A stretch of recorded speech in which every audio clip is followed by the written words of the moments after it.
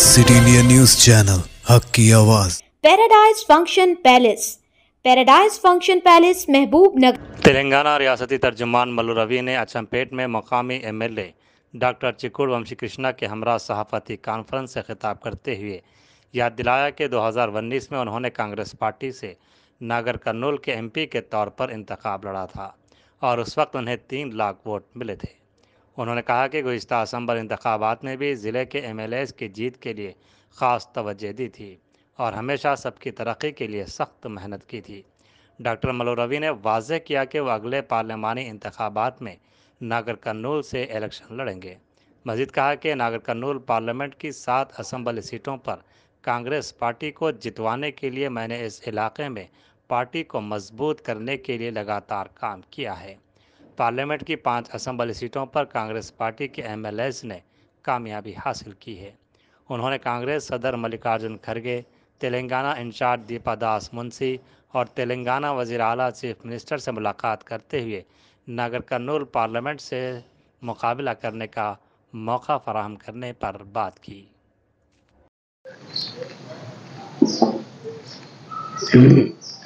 కార్యక్రమంలో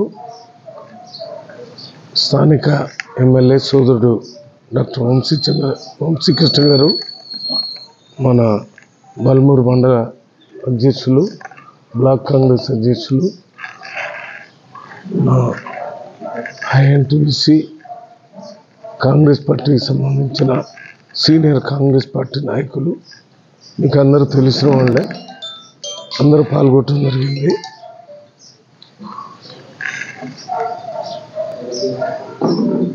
వారం రోజుల కిందట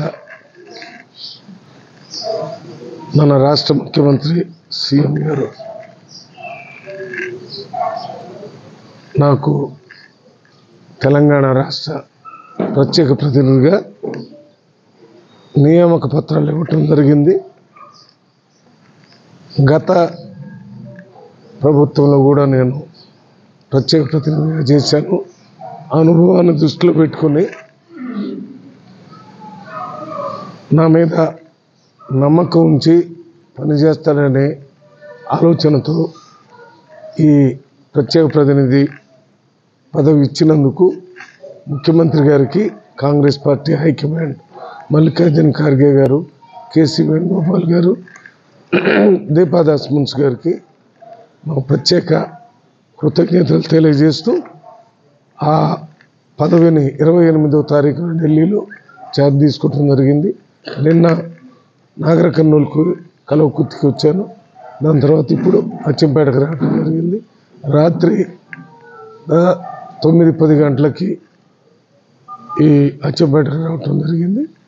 రాత్రి నేను డాక్టర్ వంశీ కృష్ణ గారు ఈ నాగర్ కర్నూలు పార్లమెంటుకు సంబంధించిన రాజకీయ పరిస్థితులన్నింటినీ చర్చించడం జరిగింది. ఎందుకంటే మొన్న జరిగిన ఎన్నికల్లో 7 అసెంబ్లీల్లో 5 ఎమ్మెల్యేలు కాంగ్రెస్ పార్టీ నుంచి గెలిచారు. ఒక 2 మాత్రం ఓడిపోవటం జరిగింది. అచ్చంపేటలో 50,000తోనే మరి డాక్టర్ వంశీకృష్ణ గారిని గెలిపించడం జరిగింది. రేపు పార్లమెంటుకు జరిగేటటువంటి ఎన్నికల్లో కూడా ఏ రకంగా ఈ కార్యక్రమాన్ని నడిపించి పెద్ద మెజార్టీతో పార్లమెంటు సభ్యుల్ని గెలిపించాలనే దాని మీద చర్చ జరిగింది. ముఖ్యంగా డాక్టర్ వంశీకృష్ణ గారు ఈ జిల్లా కాంగ్రెస్ అధ్యక్షులుగా ఉన్నారు. వారి నాయకత్వంలోనే ఒక్క దగ్గర కూడా ఎమ్మెల్యే లేనటువంటి జిల్లాలో 4కి 4 100/100 ఎమ్మెల్యేని గెలిపించేటటువంటి క్రెడిట్ డాక్టర్ వంశీ గారికి వచ్చింది. అదే రకంగా పక్కనే ఉన్న వనపర్తిలో కూడా ఈ నాగర్ కర్నూలులో ఉన్నటువంటి కొల్లాపూర్ అసెంబ్లీలో 2-3 మండలాలు కూడా వనపర్తిలో ఉన్నాయి. మరి దీని ఇన్ఫ్లుయెన్స్తో అక్కడ కూడా అంటే 5 ఎమ్మెల్యేలు వెళ్ళటం జరిగింది. సరే, ఇప్పుడు కొత్త జరగబోతున్నాయి కాబట్టి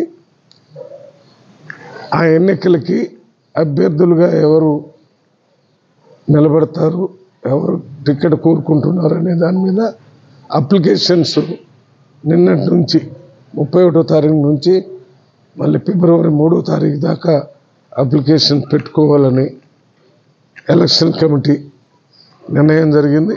దానికి అనుగుణంగా నిన్ననే నేను నాగర్ కర్నూలు పార్లమెంట్కి అప్లికేషన్ పెట్టడం జరిగింది. ఎందుకు చెప్తున్నానంటే కొంతమంది కార్యకర్తలు అసెంబ్లీ నుంచి పార్లమెంట్లో ఉన్న 7 అసెంబ్లీ నుంచి మీరు ప్రత్యేక ప్రతినిధిగా మీకు పదవి వచ్చింది, ఢిల్లీలో వెళ్తున్నారు కదా, మరి మీరు ఎంపీగా పోటీ చేస్తారా లేదా అనేటటువంటి అనుమానం ఉన్నప్పుడు వారందరికీ చెప్పాను. ప్రత్యేక ప్రతినిధిగా ముఖ్యమంత్రి గారు రాష్ట్రానికి సంబంధించిన పెండింగ్ ఇష్యూస్ అన్నీ పరిష్కారం చేయడానికి అక్కడ పంపించారు. ఆ కార్యక్రమం చేస్తాను. దాంతోపాటు పార్లమెంట్ సభ్యుడిగా పోటీ చేస్తాననే విషయాన్ని నేను ముఖ్యమంత్రి గారిని వెంటనే కలిసి చెప్పడం జరిగింది. వారు సానుకూలంగా స్పందించిన తర్వాతనే నేను పోయి ఛార్జ్ తీసుకున్నాను. దాని తర్వాత మన కాన్స్టిట్యున్సీలో తిరుగుతున్నాను. నాకున్నటువంటి అవగాహన వరకు మా దగ్గర ఉన్నటువంటి 5 ఎమ్మెల్యేలు కూడా నాకు పార్లమెంట్ సభ్యుడిగా పోటీ చేస్తే పూర్తి సహకారం అందిస్తామని నాతో మరి చెప్పడమే కాకుండా ఏఐసిసి జనరల్ సెక్రటరీ ఇన్ఛార్జి గారికి కూడా లెటర్ ద్వారా తెలియజేయటం జరిగింది. అంతేకాకుండా నాకున్నటువంటి ఆ అవగాహనలో కింద ఎమ్మెల్యేలు కానీ ఇతర నాయకులు కిందస్తున్న నాయకులు కూడా పోటీ చేసినట్టయితే చేయాలని కోరుతూ నా మీద కూడా మీరు అవసరమైతే ఆ ప్రత్యేక ప్రతినిధి దాన్ని ఇంకెవరైనా కావాలంటే ఇచ్చి మీరు ఎంపీగానే పోటీ చేయాలనేటటువంటి కోరిక నిన్న కలవకుర్తిలో, నాగర్ కర్నూలులో, ఇవాళ నిన్న కలిసినటువంటి కాంగ్రెస్ కార్యకర్తలు కానీ ఇవాళ కూడా కోరుతున్నారనే విషయం మీ అందరికీ తెలియజేస్తూ, కాంగ్రెస్ కార్యకర్తల కోరిక, మా కొత్తగా ప్రజాప్రతినిధులుగా ఎన్నికైనటువంటి ఎమ్మెల్యేల కోరిక, నా కోరిక కూడా ఒకటే. కాబట్టి నేను తప్పనిసరిగా ఎమ్మెల్యేగా, ఎంపీగా బరిలో ఉండి వీరందరి సహకారంతో గెలిచి వస్తాననేటటువంటి ఒక ఆలోచనతో ఉన్నానని మీ ద్వారా ఎవరు కూడా కాంగ్రెస్ పార్టీలో ఉన్న కార్యకర్తలు కానీ నాయకులు కానీ నేను పోటీ చేయడానికి వెనకాడుతున్నాననే ఆలోచనకి తావివ్వకుండా ఏ రకంగా ఎమ్మెల్యేలని గెలిపించారో పార్లమెంటు సభ్యుడిగా కూడా నన్ను గెలిపించాలని మీ అందరికీ విజ్ఞప్తి చేస్తున్నాను. అంతే కదా.